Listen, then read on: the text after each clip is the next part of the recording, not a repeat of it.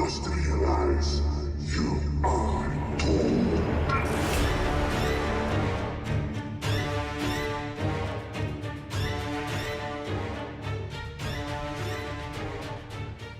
Welcome, everybody, and thank you for joining us on the Scoundrel podcast. I'm Dave. I got Rich and Vic on the panel with me, and we're going to be discussing The Bad Batch, Episode 3. All right. Well, before we get started, I know you guys, we got to keep saying this. We're not trying to say it all the time, but we got to. If you like this video, give us a thumbs up. If you're not a subscriber, please subscribe. Hit that notification bell so you can get all the notifications of our future content. All right. Thank you, everyone. This is The Bad Batch, Episode 3 review. And the main question is did it redeem itself from last episode? Because last episode was just a mess for all three of us. So at the end, hopefully, it redeemed itself. Right before we get into it, though, we're going to hit that spoiler warning right now because there are spoilers in here. Because we're going to be talking about what happened in Bad Batch Episode 3. I know I keep repeating myself, but real quick, the question I want off the bat is, before we dive deep into it, what is the biggest so-called surprise of this episode for you guys? You know, what is the biggest surprise? I'll start with Rich and then Vic. For me, I was a little shocked of how far Crosshair took things. Yeah, I'm not gonna lie, it was a little shocking. We'll talk about the scenes later on, but to me, the biggest surprise was how far he's willing to go now. There's no turning back right now. I'd agree with that, actually. I had something else written. My surprise was actually kind of a funny one.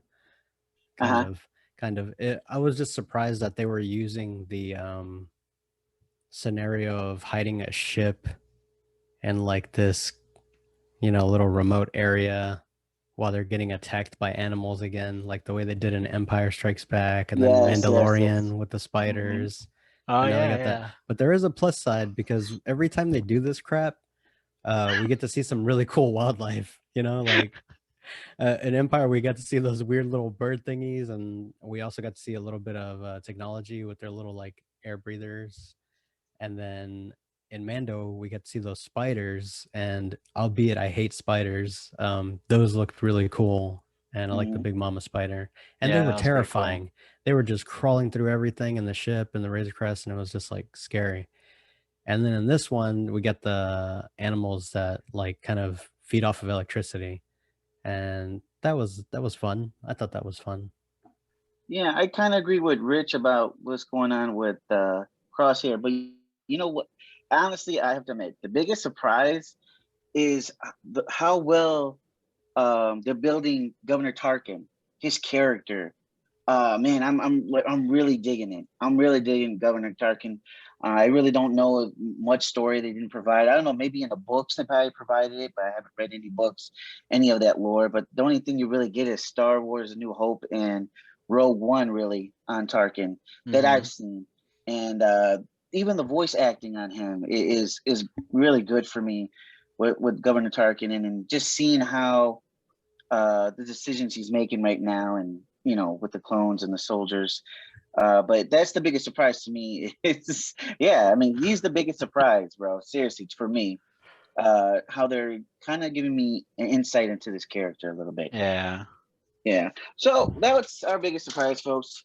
But let's dive deep into this episode. So we started off with I think we're just gonna call them I like to call them the Clique. I know they're probably called different things, but I just call them the Clique. We got the Clique in the spaceship. They're going to a different spot, and then they're having some issues, and then they right before that we get a little moment where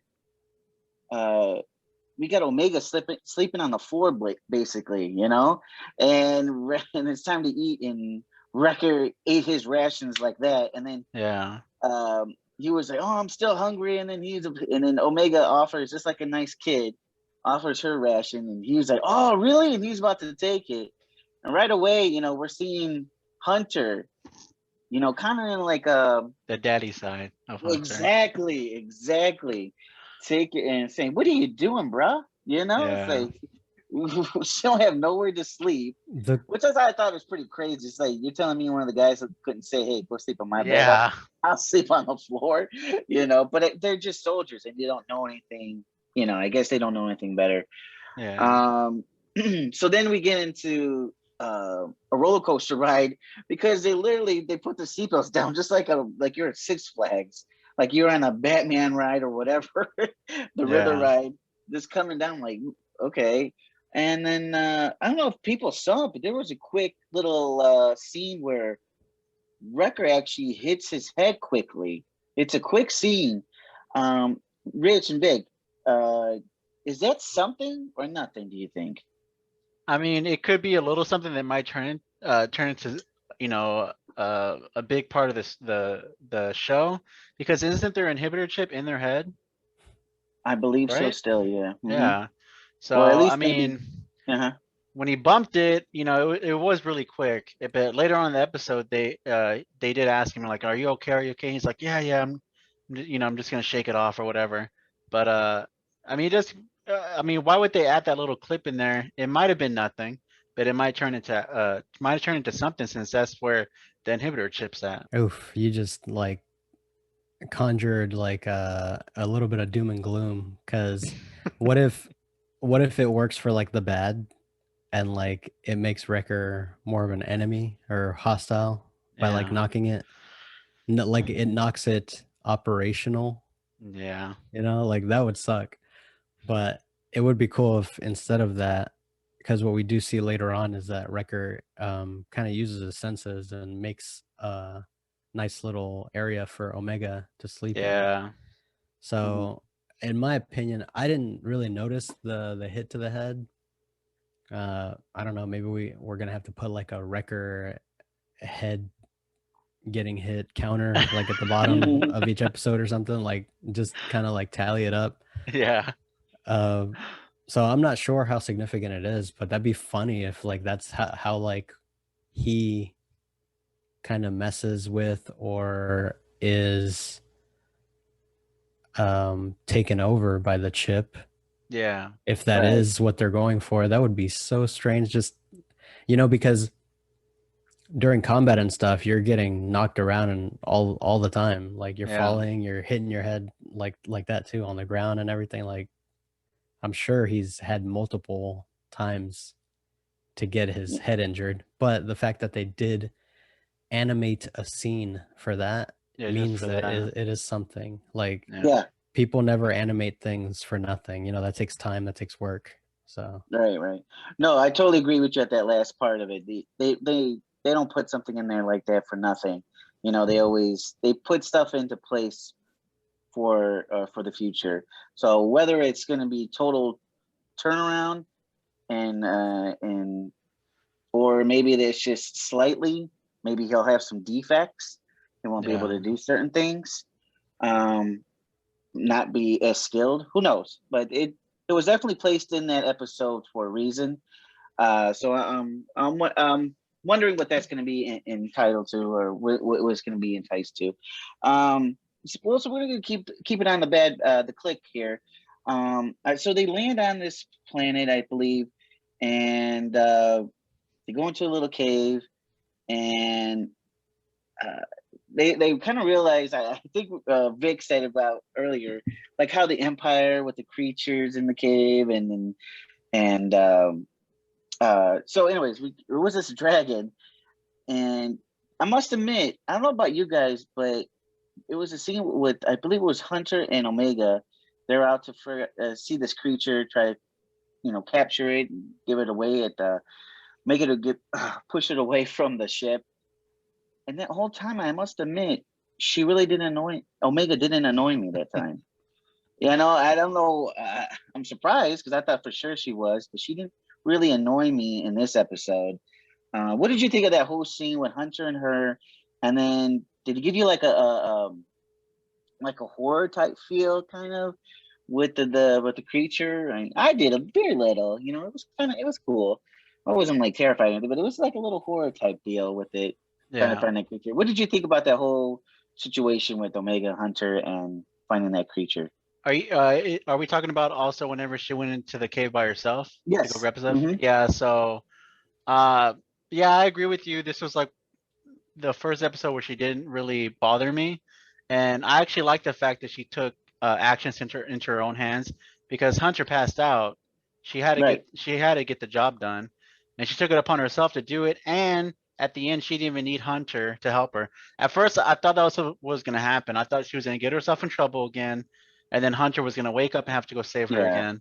But it was nice seeing that she took care of it herself. She figured it out herself. She realized that the creature loved energy, so she like threw the flashlight, and it like messed with that, and she actually got out and went to go meet Hunter up top. So I like to see that she's uh starting to test out if she can handle stuff herself. Like, like I said, she didn't need Hunter or anybody to save her. She did it all herself. She didn't need daddy to save her, so that was Yeah. nice. She's growing up. That's the cool thing about Omega from the last episode and Omega this episode. You kind of saw what they were trying to do to develop her as a soldier or as a part of the clique, and in this one, she's even more like following orders or just kind of just very receptive to whatever they want. Like if you look at that scene with Wrecker taking her rations, like you could only see it on Wrecker's side, but if you look at it from her side, she's just giving him that because she's like, my teammate needs me, like, like whatever. And she's not complaining about like her spot in the ship or anything. She's not doing any Yeah. of that. Just like how they wouldn't either. So Hunter's the one that came in with the emotions and perceiving her as a kid. I still think that she has like is going to go through like this major character growth where we're all going to like her. And so she just exemplified that the whole episode. And then yeah, she figured out the thing with the light, and the monster or whatever. Yeah. But to answer your question, was it kind of like a horror feel? They were doing a lot of that with the music themselves. They were like, trying to give us like this horror ambiance. But I thought it worked with a little bit of the lighting too. But overall, like I think I was just I just wanted like the episode to like get off this damn place. This scenario, like I said, this scenario was like recycled already in Empire Strikes Yeah. Back and in Mandalorian. So I'm just like, come on, let's get out of here already. Yeah. Right. So we're gonna go straight into over to Governor Tarkin and what Lamasu, I believe her name is, and they're discussing about clones and regular soldiers, hiring soldiers over clones. And then we get Crosshair, and he's going to be the commander of their squad of these basically hired soldiers. And they were giving him grief about, why are you a commander? Because you're just a clone. How is a clone a commander over us? We got all these skills and trades, and we can think for ourselves. They never So saw the then movie you- Soldier with Kurt Russell. They never saw it. I'm just saying. If they saw that So- movie, they would know. Yeah. So they sent them for a little. I believe it was Alderaan. I believe it was Alderaan to go get Saw Gerrera and the other rebels. Yeah. And there's like, oh, let's see them try to finish the job that the clique couldn't do. So okay, so they went over there, and this is where it was crazy. First of all, where's Saw Gerrera, man? I mean, Yeah. really, like, did he like set these people up or what? Like, they didn't even tell you, like, he was off far in the distance in the bushes hiding or anything. He just not there. Yeah, he's just not there. Yeah. Yeah. He was just like, it was crazy. But anyways, whoever's seen this definitely know what scene I'm talking about. So let's talk about that big scene. Rich and Vic, what was your thoughts? And I know it had to surprise you what had happened. It happened so quick. Like whenever he went up to the lady and asking where Saw Gerrera was, and she's like, I'm not gonna give you any information. And that's where she didn't even get to finish her sentence, and he shot her in the chest. And as like that scene was like developing, I was thinking in the back of my head, are they gonna go that far? Like, are they gonna have Yeah. him legit like kill this innocent person? And then like the human soldiers actually, you know, fight. Well, one of them, the one that he had issues with earlier, that was questioning him, he's the one that actually says, "This isn't what we were sent to do. These are innocent civilians. You know, this is not what we're supposed to be doing." And then he ends up killing that guy, and Dude, then yeah. yeah, and it was just getting out of control. And then he referenced the line that he said in the very first episode: "Good soldiers follow orders." Whenever the right before he killed that one guy, That's and some then Andrew Ryan Bioshock shit. That's probably like playing over and over in his head. Like, would you kindly like follow yeah, orders like over and over? and then uh, and then that final scene with those innocent people who were just trying to get off the planet and didn't know any information. And I think the one thing that bothered me the most is that I believe there was a child in there, and one of the troopers had a freaking flamethrower. Uh-huh. So it's just like you know, like shooting a laser at somebody and just assuming that you know they're dead or they got hurt or whatever is one thing, but a flamethrower, like you know, that's just I mean, you don't have meant to to use cause all the pain. guns. You don't have to I use all the know. guns. Just And why not make it clean? Why not just one to the head? But no, they freaking put them ablaze. So it had a lot. It reminded me a lot of Winter Soldier too. Like oh with Mm. Crosshair, he just yeah. Mm-hmm. can't like. It's just in his head. Good soldiers follow orders. So that's where the episode took a turn for me. It's like wow. I remember as soon as I finished that scene, I texted you, Rich, and I was like, Oh yeah. dude, Crosshair is evil. That's it. No coming back from this. Yeah. Like Yeah. Yeah. he's dead to me, basically. Like but it's funny, I can go back to the first question you asked, Dave. What was the thing that surprised me the most about this episode? Because I just remembered what it was. I'm very surprised that when they cut back to Crosshair wearing the helmet and looking at everybody doing the firing squad thing, they didn't have the laser things like reflecting off his helmet. It was just like dead Oh. of night. That bothered me for some reason. I was just like, come on, man. That was like a perfect like imagery like Uh-huh. for that, but they didn't do it. And maybe they thought it was like too far or whatever. Yeah. Yeah. But I mean, Crosshair had just clapped the lady and the commander of the human Imperial soldiers. So Yeah. I'm surprised that the other group like they just bowed to him like so quickly. Like Yeah. Yeah. and then and That was a and little shocking. and I'm also surprised that the whole thing surprised me, to be honest, because like for some reason to me the way they were filming it, it seemed like Tarkin and the other guy were gonna have like some sort of like rivalry of who's gonna go up in the ranks in the Empire with whatever group of soldiers, the clones or the human loyal uh troops. Yeah. And before that was even like settled, like Crosshair did this and took over the loyal group of Empire soldiers. So they like squashed that really quick. And I was like, oh, okay, whatever. And then so now what we get is a little bit of uh kind of this little motion like ooh, from the guys that make the clones, Mm-hmm. those amphibian people. Those guys are like, uh-oh, the Empire's looking to replace our operations here. Yeah. We can't have that. And so now we have that type of storyline going. This episode kind of like went so many places so quick. Yeah. And Definitely. but Crosshair's thing, I feel like that should be permanent. Like I want this guy to outlive the show and go into Mandalorian like season 2. Like I want to see him in a live action thing, because this is like he's dead to me. He's a bad guy. Like he's straight up a bad guy now. Yeah.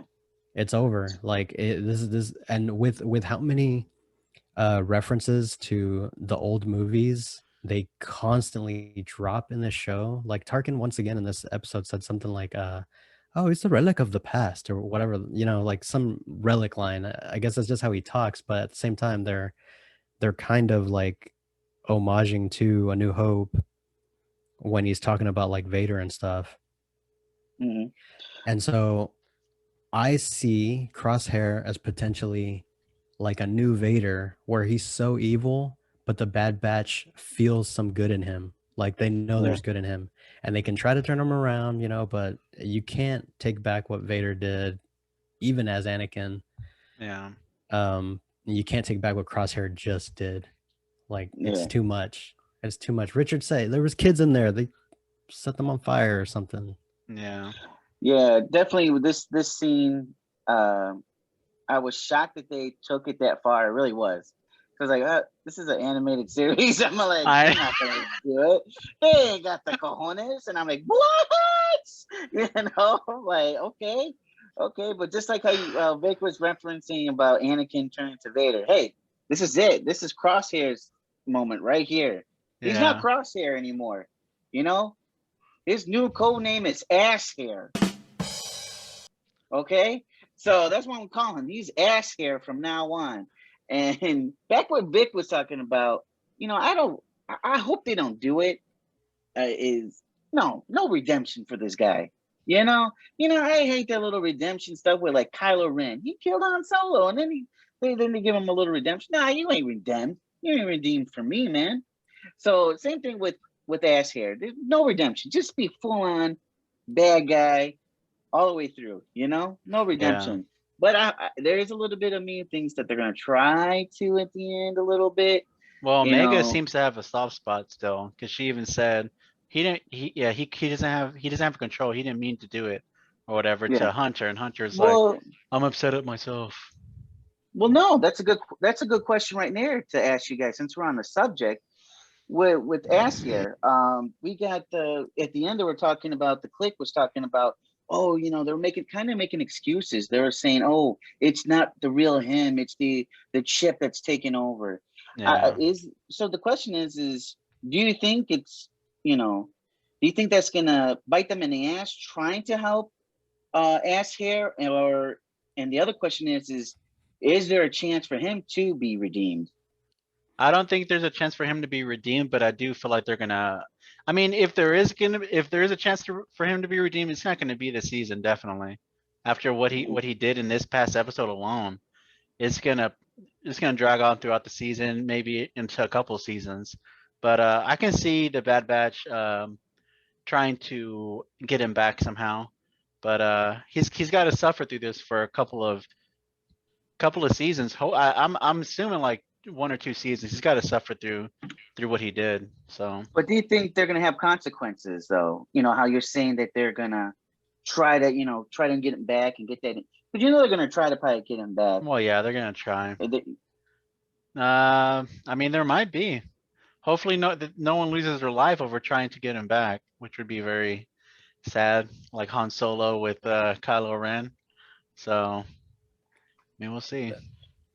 I don't know. I don't know if you guys watched Arrow on the CW, but they had a couple episodes where Red Arrow, I think when he's still, I feel like, yeah, I think he was going by Red Arrow right before he became Arsenal. Basically, he goes mad and he kills a cop, and he just like freaking kills him.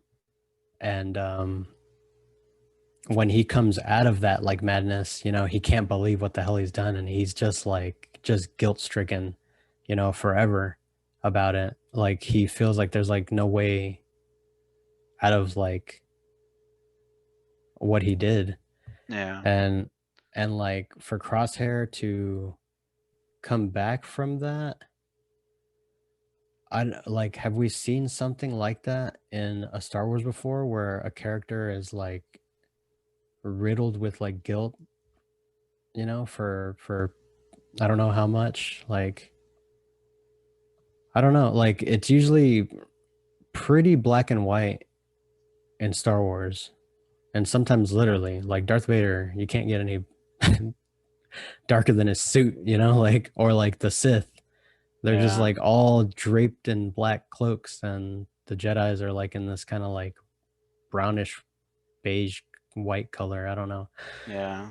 Like I don't see a redemption for him, but that's why I feel like he should cross over to like live action stuff because this is going to be like a long journey. I think that would be a really long journey for him to come out of that chip, and then like Omega, like I can't see that. I can't accept that. Like Omega just being like, no, it was the chip. And Crosshair's Yeah. like, you're right, it was the chip. Like, no, I'm not gonna accept that.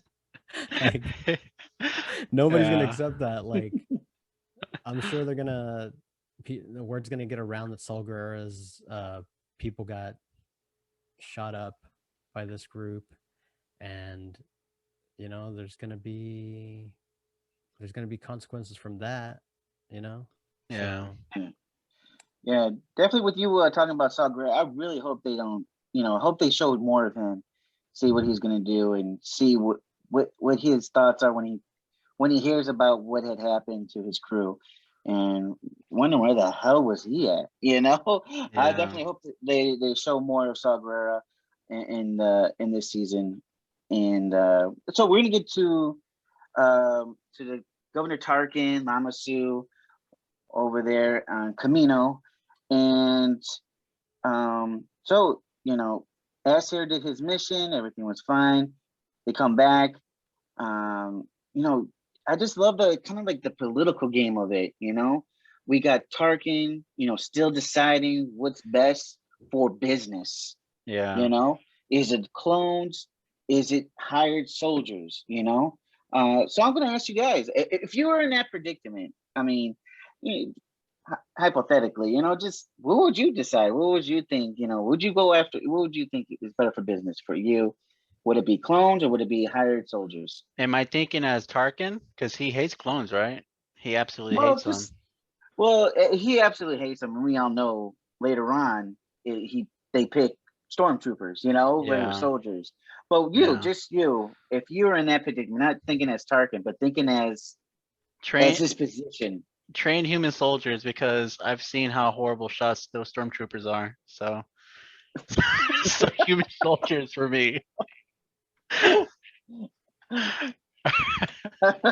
right, How Vic. about you? How about you, Vic? I mean, for me, I don't want to make that decision either. Actually, I really dislike that they were doing that whole thing because I thought they were trying to like get the audience on like a side. Like, are you Yeah. with Tarkin or are you with this guy? But like I said, they squashed that real fast, because Crosshair just capped their main guy. Mm-hmm. Yeah. So and then the Crosshair just took over. Like, Yeah. so when they were doing that, I was like, don't do this thing where you're making me choose a side between the Empire. Like, that's not gonna happen with me. My Yeah. freaking goatee almost makes the rebel sign. Like, it's not gonna happen.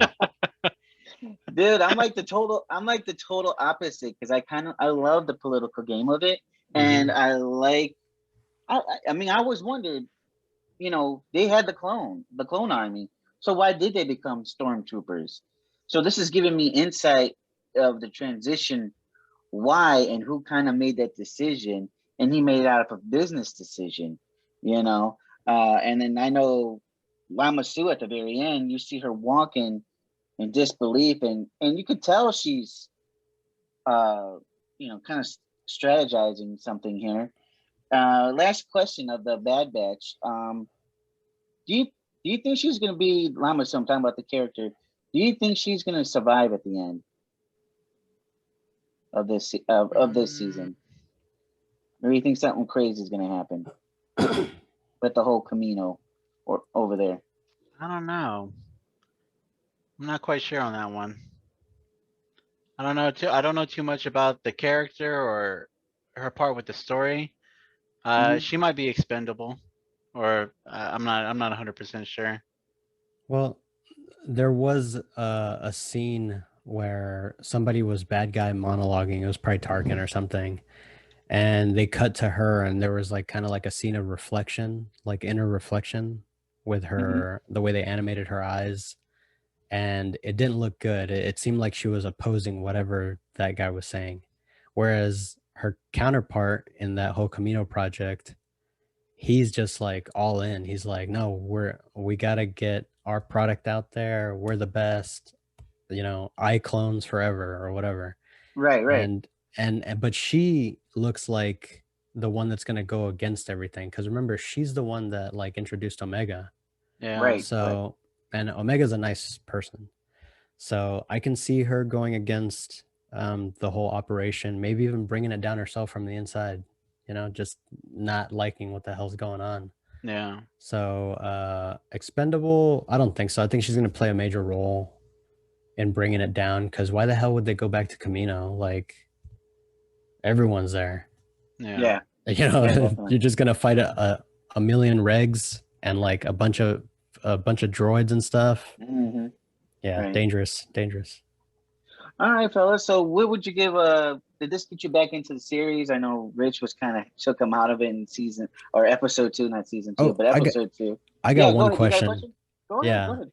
What did y'all think about when Crosshair goes back to the room and he ignores the tally mark on the wall? Yeah. And then he sits down. What did y'all think was going through his head? Because he kind of had like an expression that I wasn't like I didn't predict that he would have when he sat there. I couldn't really gauge it. Like, to me, it felt like he was like, he looked at that thing, he glanced at it because he remembered what it was, but he didn't super care. Yeah. But then he when he sat at his bunk, he was just like kind of like, to me, he kind of maybe was like just waiting for the next orders, but maybe he was thinking about other stuff. I'm not sure. Did y'all think he was thinking about anything else? How you saw it is exactly how I saw it. Okay. Like, he just glanced over and like they messed with his head so much it like doesn't even mean anything to him anymore. I mean, That's that was such a fast glance. He didn't even take time to like really, look at it and for it to actually mean something to him. And like what you said, when he went to go sit down, that's what I did feel like. He's just 100% soldier now. So he's just thinking or just sitting there waiting for the next orders that they're gonna give him. His face was just emotionless. So yeah. Yeah, Rich, you nailed it on the head. That's exactly what I got from it. Like, it almost didn't look like he remembered what it was. yeah, Like you're like, oh, there's just markings on the wall. He didn't A little even bit. look like he remembered about it.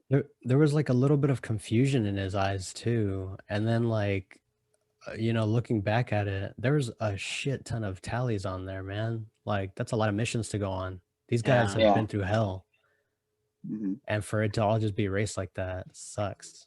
yeah, Or maybe it could be too. He's thinking, I can do all the missions, but that one's going to be the hardest when they tell me to take these guys out. yeah, I mean, when a push comes to shove, is he as Can he really badass do as it? can he really do it to his brothers? When it comes to yeah. that point. Yeah. I feel like this show and this season could get very sad, very very sad. Yeah. Depending on how they make things, because they've already committed to, the shock value of the show with like showing how far Crosshair has gone. But then It's gonna be. then they also had me like smiling really hard when Omega got her room. Like, that shot was, Oh to yeah, me, that was was beautiful. awesome. Like, Yeah, her I going like up that. there, and they even gave her the window seat. Like, it was freaking pretty. Like, Yeah. I love that. So yeah, I feel like this could hit the heartstrings a little bit, kind of like Mandalorian did, but can't remember the last time an animated series made me do that. Maybe the Avatar or I was about to the Last Airbender. Avatar. Yeah. So All right, fellas, we're gonna start wrapping up. This was a good episode. It wasn't great, but it was good. It got me back into it. oh yeah, definitely got me back into it. Definitely was pretty good. Did it get you back into it too, Vic? Like it did me and Rich? Did you like this episode? Or were you even ever out?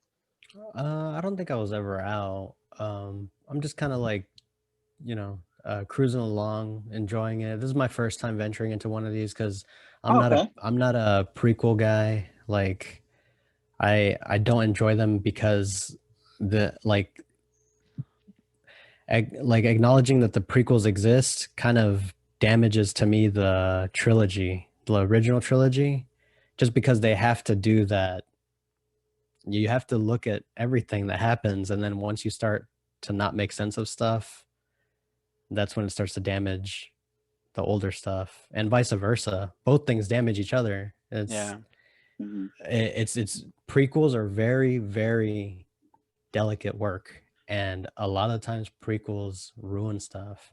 Yeah. No matter what it is, because they just don't take account into everything, you know, like you can't, you know, the fans take account to everything. That's why it's hard to please, you know, Star Wars fans. Or Can I ask you something? I'll ask both of you guys. I don't know if Dave might have told me. This is completely off subject of Bad Batch, but is there any project that Star Wars wise they have for Disney Plus? Is there anyone that you guys are excited about or looking forward to? Like for me, it's the Acolyte. So that's not the one. Boba Fett.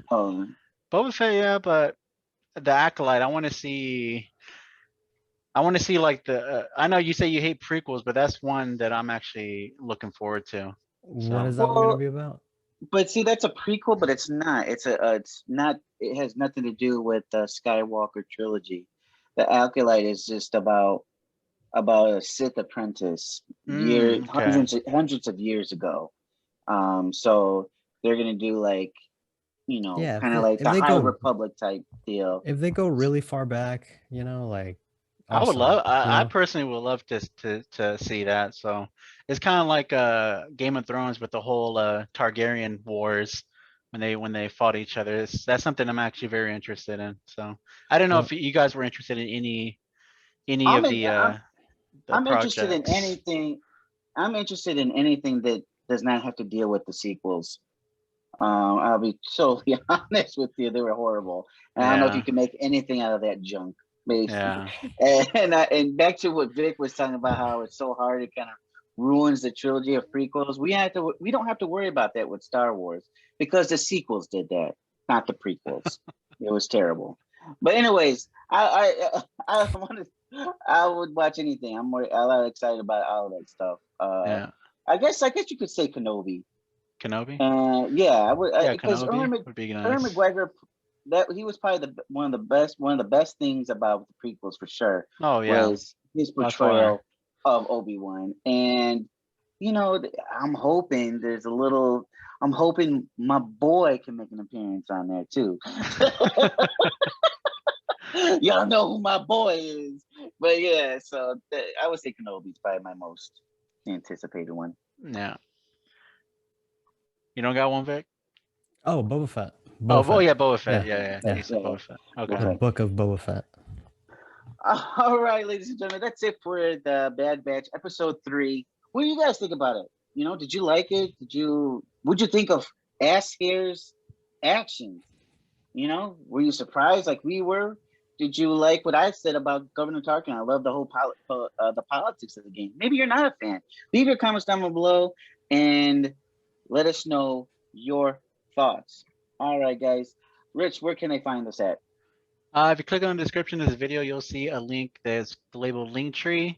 Click on that for the links to our Instagram, our Twitch, our podcast, which is on Podomatic and Apple Podcasts. That way, if you're ever on the road and you're not able to watch YouTube, you can just listen to the shows.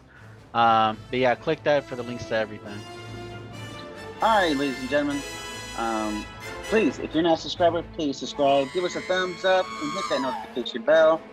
Vic, Rich, Dave, signing off. Remember, you never have enough scoundrels in your life.